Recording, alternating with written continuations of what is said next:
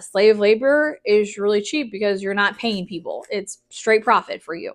So the history and the idea of forced labor at this time, it was common. Like your common people, your lower class people, they would be forced to work a percentage of the year without pay, and that percentage would have been seen as their tax.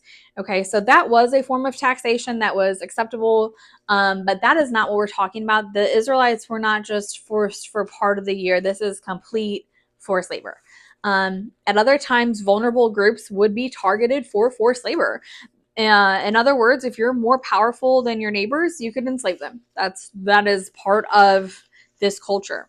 So historically, I'm going to say this wrong, but I'm going to do my best. Pi Ramses is identified today as Tel Deba, and its significant remains of a Semitic settlement have been excavated there. So we have evidence of the Jewish people living in Egypt about the time that we would expect to find them.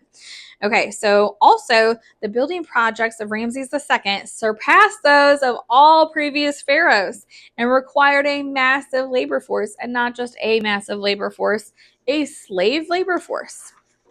Okay, so then we're going to reread 114. And this is talking about the bricks. So harsh labor and brick and mortar.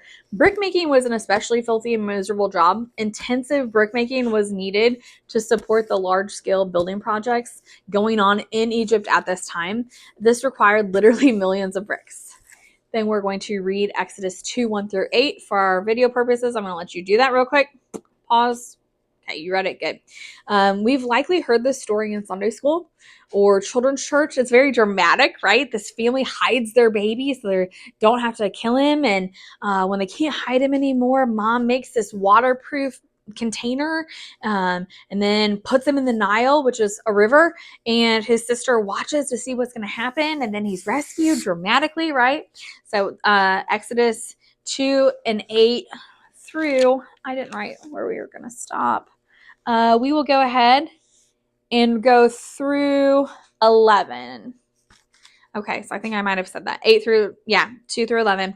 So while we know the Bible is true, we've mentioned storytelling and plot devices. The Bible uses common narrative storytelling elements, common plot devices.